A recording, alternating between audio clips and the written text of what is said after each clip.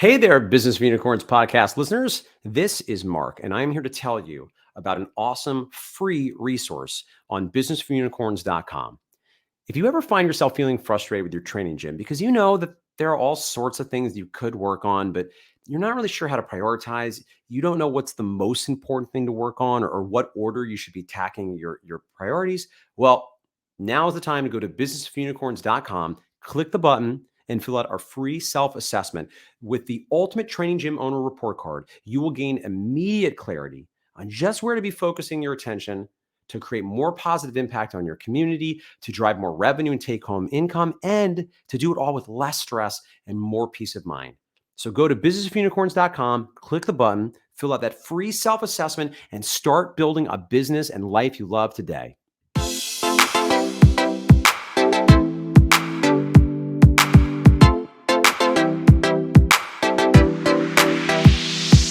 Fitness business nerds, what's up? Welcome to another episode of the Business Unicorns podcast. It's your boys, Michael and Mark here today. What's up, Fisher? Nothing much. Enjoying a wintry day here in Newburgh, New York. It is a wintry day.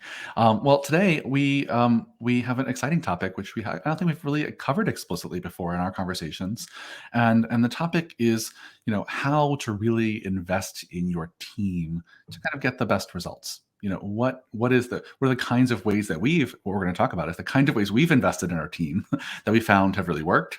Some things that have not really worked at all. Many of those. Times when we've both under and over invested in trying to develop our team. But I think, one of the things I think makes this topic really valuable to all of our listeners is that I think we both agree that one of the mistakes I see a lot of gym owners make is investing a ton in themselves as founders and owners of the business. Right. And they're always going to conferences and reading books or, et cetera, working with coaches.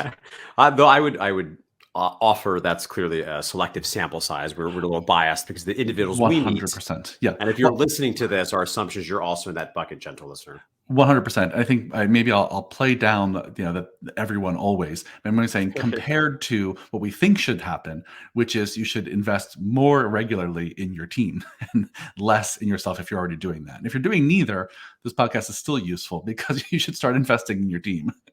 And so talk to me a little bit about when you think big picture about all the ways that we've both succeeded and failed miserably in investing in our team. What comes to mind for you?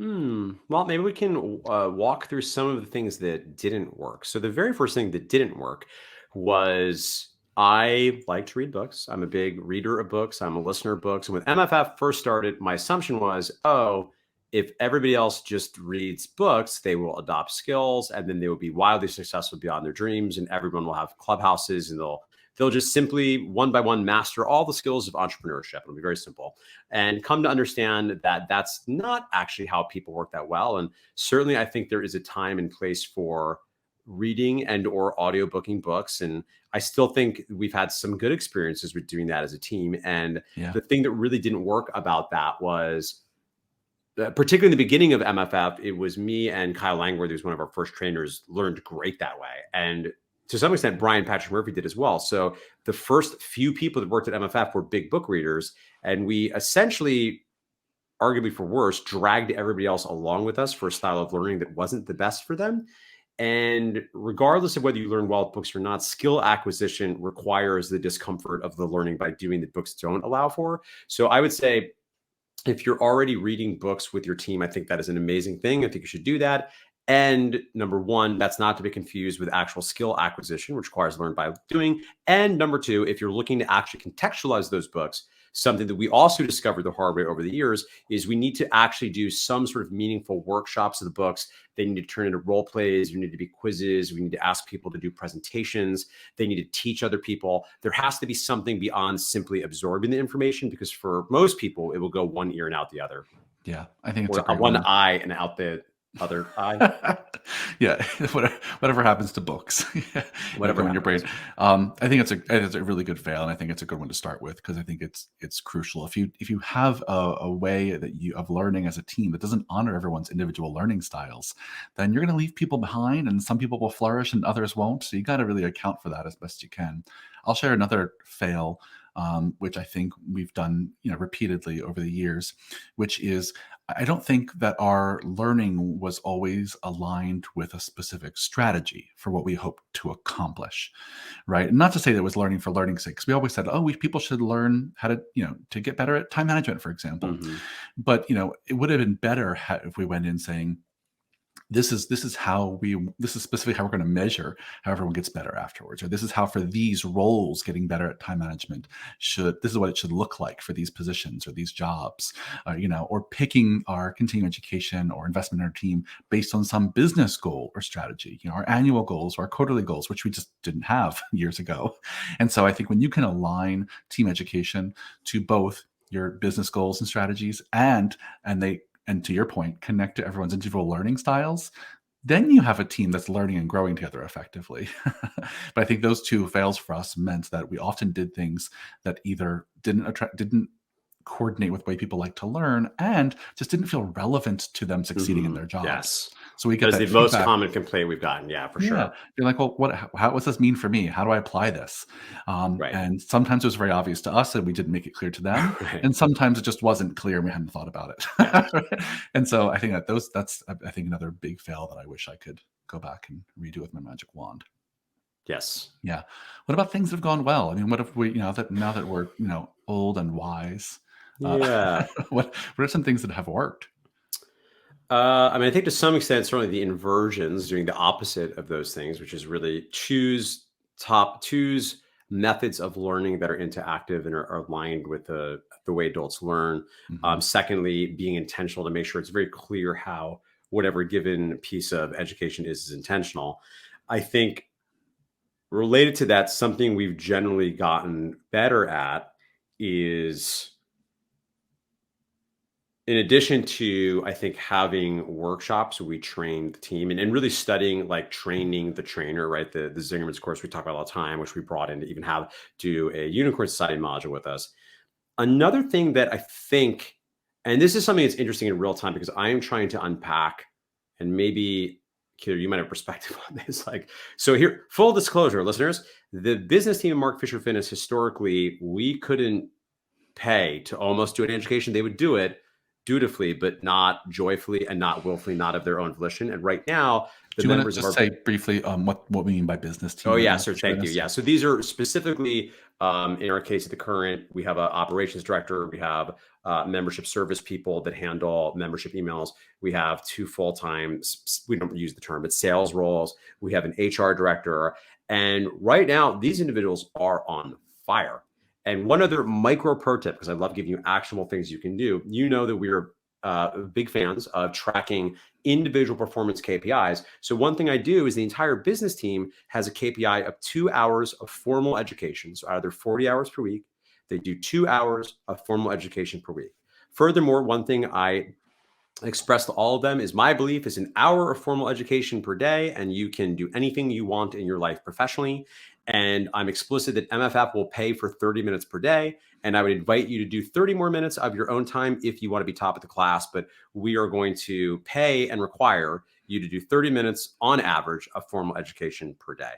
And that has been kind of amazing. And people virtually never miss it. They seem super interested in it. They come to their meetings with ideas from me, the things they want to learn about. And the full disclosure is I'm not sure how to unpack what the difference is here. I don't know if Mm. it's, I mean, certainly there's different personality styles. Maybe I have framed it in a different way. Maybe it's some combination of all of those, but I'm curious to hear your thoughts on this, Keeler, because I would like to offer to listeners, yes, you should go do this if you agree with this, create a weekly KPI for how much time with formal education. But I suspect if I had tried to roll this out 5 years ago, it might have blown up in my face. So I'm wondering what your thoughts are on Yeah. that. Yeah, it's actually a really good case study that, we should spend some time unpacking more, and maybe not just on the podcast, but we'll start here. But I think it's probably as always, it's a combination of things. I'm sure it's not ever one thing that you did differently, but I know that one thing that it sounds like you're doing now is they have some autonomy, right? So they get to choose. They get to have some thought about what they want to spend time on. Two is that you've made it clear that it's not an option to not do it, right? There's a Right. really clear expectation there. I think one of the things that I'm going to say, just based on what I see on the biz team right now is that roles and responsibilities are maybe more clearly defined than ever before. Hmm. So being, so if the question about continuing education is what do I need to learn to be better at what I do, that what they do is pretty dialed in. Like it's pretty Right. clear what the skill sets are and the experiences are. And so if you have, it's clear role, clear expectations that learning is required, and some autonomy for helping figure out what your own path is, like that feels like a winning combination. And I think, I imagine all three of those things were a little bit muddy in the past. That Yeah. roles maybe not as clearly defined. There was some autonomy, but maybe too much. There was some Yeah. clarity of expectation, but maybe not clear enough, or maybe too heavy-handed, right? I imagine this is like making a soup that's like a little bit of dash here, dash there, and Yes. it changes as taste changes. That strikes me as exactly right, because I think another potential offering to listeners as you contextualize how you might use this in your training gym is, I think to your point, we want autonomy, but we also want accountability. We want the right amount of each. I think another fail from the past is our much maligned by our organization unicorn curriculum, which has the dark distinction of every time I put up the beautiful form that Keeler made for us, people would gasp and clutch their pearls and run to the stage after I give my keynote, begging for copies of this document that was very controversial and not beloved by much of our team. And if I were to unpack it, I think the thing that maybe didn't work about that particular system, I think was the right idea, because ostensibly it was a quarter long process with a really beautiful, we thought clear SOP and process that really invited people to, do a brief goal setting exercise where they thought about their future goals. They would work back to what are your goals for this year. And then with collaborating with their manager, they would choose some kind of educational assignments. Well, what's interesting about that, it seemed in spite of that feeling like, oh, wow, that's a lot of autonomy, we're really inviting people to think about their future. A lot of people would get hung up because they weren't sure what they want to do with their life. So they found that whole conversation very stressful, number one. Yeah. And then number two, when they did pick their goals, I'm not sure how regular their check-ins were with their managers and the leaders Yeah. about their ongoing stuff. We're contrasting right now with the business team, where every single week with each person I manage, we look at the weekly KPIs. And here's another pro tip for you. If you have a team, they see each other's. So everybody goes and fills it out on a form where they can see if they got read, because everybody else is putting in their two. And now they have also the social pressure that says, one of my favorite definitions of culture, right, is one, everything is optional, and two, this is the way we do things around here. So it seems to me that could be a useful piece as well, that if you're going to invite people to do this, you need to both give them autonomy, and you need to have a little bit of the Chet Holmesian pig-headed stubborn discipline, and have the rigor to check in on a weekly basis, so that this doesn't become something that slides off the radar. Because if they don't really need to do it, well, why would they? Then I'll just do other things. Yeah, I think you're spot on, for sure. And I think for our listeners, it's a really strong piece of this is that there's just got to be some accountability and some transparency into, are you doing this? Is this going well? And what do I expect from you? And I think that that's more clear than ever. And regular touch points with the manager really enforces that. I Yeah. think the other thing you said that I think really makes a big difference here is that in the past, I think we allowed the question about continuing education to be what do I want to do with my life? And I think that was too broad. Right, right, Right. right, right, right. Yeah. That, this question about investing in your team should be like, how do you get better at your job to add Yeah. value to your work here? And that could in part be, how do we make you happier in your job, right? How do we Right. make you more satisfied in your job, right? It can Sure. be a little bit of a personal journey, but at the end of the day, it's still meaning that, the investment we're making in your continuing education is about you contributing more fully to this Yes. team and to this business. I think even just narrowing that down so it's not about your life, I think is also really helpful. Yeah. Yeah. And I think one other thing I'll add, just for a little bit more data as you think about how to apply this, is strangely, there is a little bit of contrast now between the people that are not trainers, but that work at the back of house of MFF that we call the biz team, versus the trainers themselves. And I think that is a thing where we probably actually have some room for improvement to create some better systems to encourage more ongoing dedicated learning for whatever it is will serve them. Now, a challenge I think historically for many of the trainers, not unlike most humans in the world, is oftentimes they're interested in learning more about a skill set that we're not really as an organization going to get much more benefit from them going deeper on. And they're reluctant and uninterested in mitigating and shoring up these weaknesses they're having a meaningful negative impact on themselves, their coworkers, the organization. So at Current, what we're doing with the trainers, which is arguably too light of a touch, is really focusing on them doing a monthly audit. So at Current, it's really just for at least 1 hour per month, we're going to ask you to go take a class or audit another trainer's class. And we've spiced it up. Sometimes we'll pay for them to go take classes other places so they can experience life outside of MFF. And of course, we're still aggressively encouraging, let's say if an individual wants to take a course on motivational interviewing, or if they want to get a nutrition cert or a kettlebell certification, we're offering, lucky because of MFF's position in the industry, we're able to quite often offer them free or discounted resources to be a part of really awesome events. And I would acknowledge right now, there's not quite as much, I think, rigor and discipline on the training team. And it seems to be working okay, but it's something I think we'll continue to think about in this year ahead. Yeah, well, I think, that's another thing to consider is that investing in your team's education does not always require an external resource, right? There's Right. plenty of learning that can happen just internally by Hmm. watching and auditing each other and giving feedback. Even people on your team have a lot to offer each other in terms of their experience and expertise. So even Yes. internal in services and things can be hugely Yes. beneficial. And for many years, we focused a lot internally, and I think Yeah. that was something that was really useful because then you get to, it builds trust, Yeah. builds camaraderie, respect from one another, and everyone gets to see what everyone's specialties are. I want to Yeah. circle back to something you said because I hear this a lot from our Unicorn Society members, which is specifically trainers at training gyms wanting to learn skills and get certs that don't actually serve the Right. primary Right. functions of the business. Like I have a Yes. hard time thinking of any Unicorn Society members who haven't run into this in some way, shape, or form. Yes. I would love just to hear you talk through like what are the ways you've tried to navigate this. Yeah. I'll use an example just for our listeners in case you're like, what exactly are you talking about? So for example, you're a kettlebell gym and your trainer really wants to go get a yoga certification, right? This is an extreme Uh-huh. example, but just be like, oh, I think the yoga certification will really just inform what we do here. And then they go take the yoga certification. They come back the next week and want to change up the warm up and the cool down and make it more yoga-y. And they're doing all this breath work. And so I feel like this happens all the time and it comes from such a good place, but also Hmm. can be disruptive. So how have you tried to navigate that? Yes. I have found that what we've attempted to do is just be very direct with the individual when something they want to learn isn't particularly material to MFF, because the reality is we're always looking to support humans. So the way that I frame this up often is we want to invest in your skill sets and your mindsets. Anything that's going to help you grow and develop as a human, we're a fan of. So over the years, we've done everything from having a meditation teacher come in to do personal finance stuff. With the sheer hilarity of things over the years, I have signed off on in my generous assessment of something that, sure, this is going to move the business forward because whatever, you're going to go to this channeled entity giving you psycho spiritual wisdom. Oh, okay, we're getting borderline here, but yes, MFF will pay for you to go to this crystals workshop, right?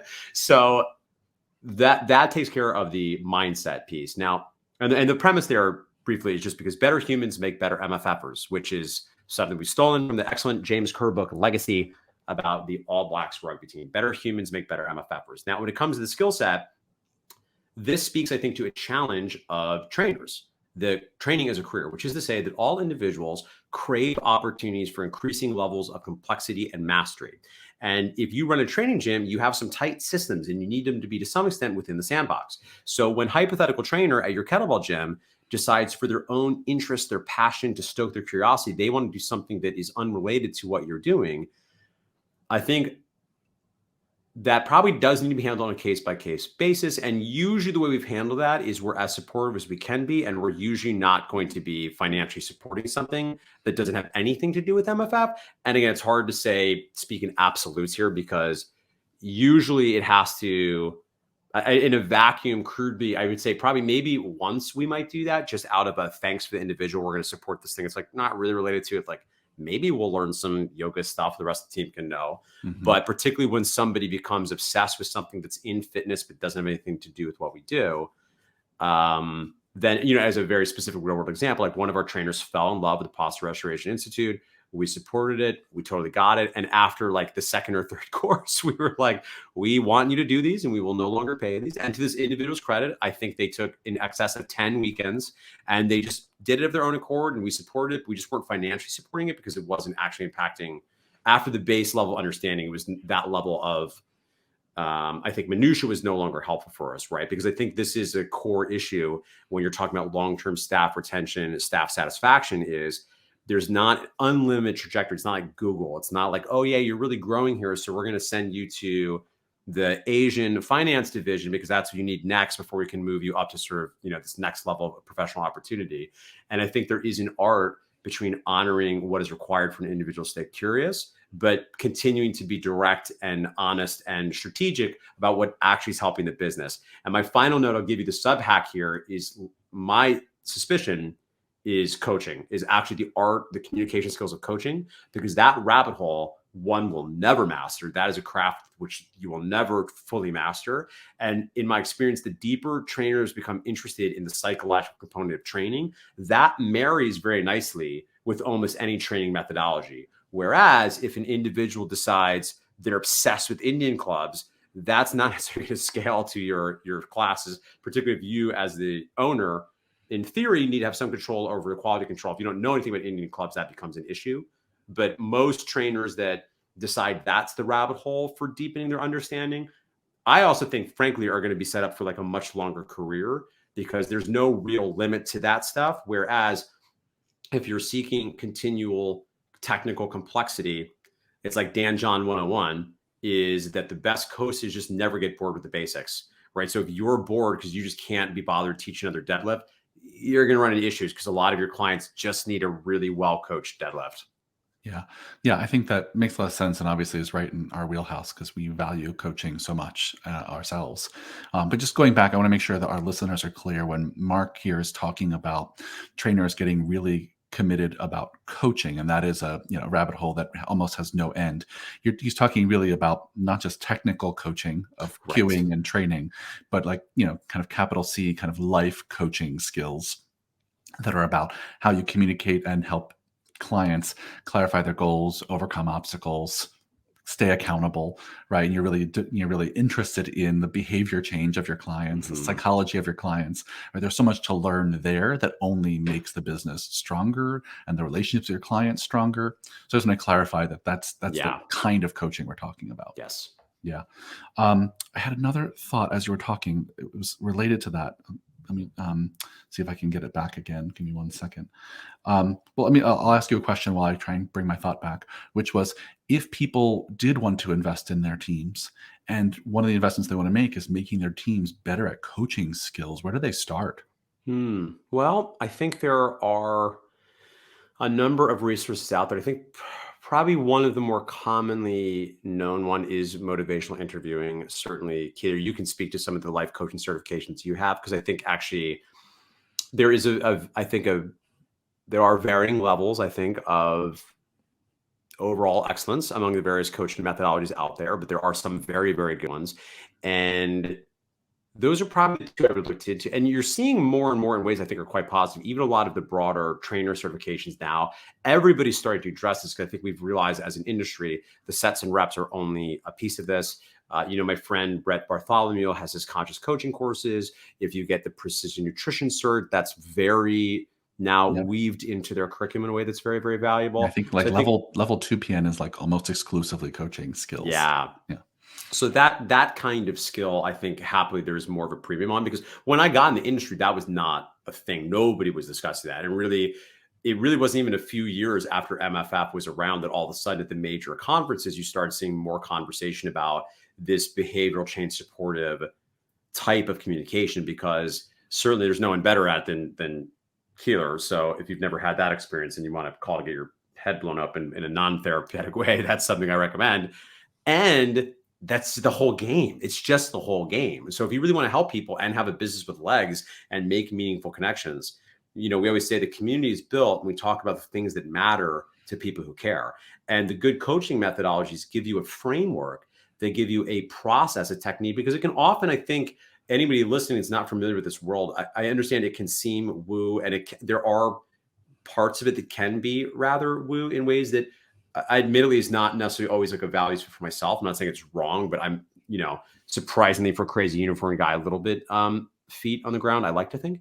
And it's a very process driven framework. It's a technique that you can learn to more reliably and predictably help individuals get clear on what it is they actually think, what it is they actually want, to challenge beliefs that are not serving them, identify what the next steps are, and then support them in moving in the direction of the goals that they have expressed are in line with their values and are personally meaningful to them.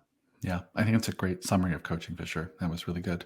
Yeah, I think that's exactly it, my friends. Is, if you want to learn more about that, reach out to me. There's a link on our website to schedule a free 15 minutes with me if you want to just chat about coaching and how to invest in your team. I can recommend programs based on all that. But I think Fisher said it really well. The thing I want to go back to briefly was the idea that you mentioned before, which is it's one thing. You didn't say this is what it prompted for me. It's one thing to have a team member go out and learn something new. It's another thing to decide that part of that learning is now going to get integrated back into the business in some way, right? And that distinction, I think, is really meaningful. And it speaks to the issue we're talking about before, which is someone going out and getting a cert and then coming back and applying it the next day to your clients. So I think that that's any part of any continuing education process or investment you make in your team has to consider those two things separately, right? Going out and reading a book, doing a certification, taking a workshop, whatever the education is one thing. But then how do you process that and decide what parts of that actually get folded back into how the business works is a whole nother conversation, right? Because it's one thing to do time management and then just come back and approach my personal work differently. It's another thing to go learn a skill set or approach it to something that we think we should apply, a whole hog across the board to all clients. And so there's something there, I think that, I think is another place where we've continued to try and get better and clearer. And I'm sure there's still room for opportunity there, but I just wanted to make that distinction because I think for our listeners, it's important to consider that someone has to at least, someone or some people have to be kind of the gatekeepers of how does this new knowledge actually then get translated into how we collectively do our work. And because there's sometimes where there won't be a moment to translate it, right? We all go out and have done a workshop or some certification, and we're actually not going to change how we do things as a result for now. And that's okay. And I think if it's always that, it's a problem. And if it's never that, it's a problem. But I just want to make the distinction. Does that make sense? Yeah, that makes perfect sense. And I think, maybe one final thought we can sort of riff on here is one thing that I have learned to be true over the years is you are never a prophet in your own land, which is not to say that my team doesn't love me or that we don't get along great, but it has been a source of much amusement that, I can go to these conferences and I'll give this talk and I feel like I do a really great job and everyone's talking about how much value they get. And I could give the same talk for our beloved team and just like yawn, like, okay, thanks, Dad. And that's okay. That is what it is. I think it's, the function of the relationship. So I don't have, any feelings about it necessarily, but that does bring to mind a strategy I think is important here is when possible, augmenting any training you're doing for their team or they're doing maybe through books with other humans. And one of the ways you can do that has a number of valuable outcomes is enrolling your team to give seminars, enrolling your team to help with onboarding, enrolling your team to synthesize what they've learned at maybe a cert and preparing some sort of in-service and training for the rest of the team. Now, admittedly, one of the challenges to this that we've had a little bit over the years, and I think this has come from a positive place, is because the team is in ways that we appreciate very demanding about what they expect about what sort of how useful the training is, how well the training is put together. And of course, part of the opportunity for the individual doing the teaching is it's a development opportunity for them. So there's a little bit of a consideration if this individual is, I say with love, not really ready for prime time, and they're having this development opportunity you worked with on them, but ultimately it's not actually a good thing and they choke and it's bad and the team is sort of annoyed. I do think people have hopefully some patience for that. And I do have a culture where that's allowed, where people are allowed to fail. They realize that. But I would say that if you are going to leverage existing team members for it, you do need to consider the balance between the educational development opportunity for the presenter versus how actually valuable that training will be for everyone else when it is somebody that's relatively green, finding their feet and learning how to actually give a meaningful training experience. Yeah, well said. Well, let's wrap it up, my friend. If you had to repeat me and maybe top one or two takeaways from this conversation you think are useful for our listeners, what are they? Oh boy, I would say certainly make sure that you are doing your best to understand how the people in your team learn is one. I think number two is balance autonomy and accountability. Make sure they've got some ability to weigh in, but also there's like they know that they'll be checking, right? Which is nothing more complicated than inspect what you expect. Number three, be sure to contextualize why what they're learning is relevant, particularly if it's something top down that you are requiring that they learn. And I think the fourth piece is a reminder, you're never a prophet in your own land. So I think another couple quick examples about that is, in addition to having team members train, we also hire outside people to come in all the time. We've hired coaches for people on our team, or at the very least reimburse them when they've had outside coaches they've worked with. So right now our sales director has spent several months with a separate coach from another organization that just coaches on fitness industry sales. And I might know, at the risk of sounding self-serving, that is one of the benefits of the Unicorn Society, is if you find Keeler and myself credible, if you know that you too are never a prophet in your own land. One thing that we've heard that is valuable for some of our members is occasionally, because we quite literally will do in-service for your team as part of what you're paying for, is you can leverage us in many ways. Yep. Or even if we just get on the call with one of your team members, sometimes us doing the training and or simply us delivering the message from our vantage point can sometimes be a little bit more credible than it is when you as dad are attempting to deliver this message that you believe to be meaningful, but which your team is, for reasons that make perfect sense, having a little bit of resistance to hearing. Yeah, 100%. And I think it's something I love a lot about the way we approach Unicorn Society and all of our members, is that we really train them as a team. So if any one of our Unicorn Society members wants us, as Mark said, to do a workshop or an in-service or be a speaker at their team meeting or facilitate a conversation, or we really can be there to help level up. And sometimes we'll just be repeating what you said as an outside eye, and sometimes we can bring a new perspective and act as your continuing education kind of partner. And we do it all the time. Yeah. And even getting access to the courses in Unicorn University, which at time of this recording are only available to Unicorn Society members. If you have a team member that struggles with time management, you can send them to take the time management course and then have a follow-up coaching with me to really help make sure that those skills are dialed in. So yeah, definitely something, whether you do it with us or another place, I think it is highly important to consider. In addition to trainings that you go to and you coaches for yourself, consider how can you support your team so they receive the same level of care and development. Yeah. Awesome. This is super useful. And this is one of our longer conversations. I think we had a lot to say about this. Yeah, for a bonus one. Yeah. We really did. A lot of fun. Well, a lot of failures. A lot of painful conversations and things that went poorly. So anything else we wanted to mention we didn't get to? I think that was it. I think that's all. Just the usual. Yes. Thanks for listening. Like, subscribe, do the things. Comment, like, subscribe, share. If you have any thoughts about other topics you want us to cover, please put them in the comments below. Shoot us an email, mark@businessforunicorns.com, michael@businessforunicorns.com. We're here to help and support you, my friends. With that, Fisher, go have a great day. And listeners, we'll see you next time. Farewell. Bye. Well, I hope you loved today's podcast, and forgive me, I want to remind you one more time, if you haven't already done so, head over to businessforunicorns.com, click the button, and get your free self-assessment, the ultimate training gym owner report card. I promise you, you're going to want to dig into this resource and get the support you need, finding crystal clarity on exactly where you need to be focusing to create a life and a business you love.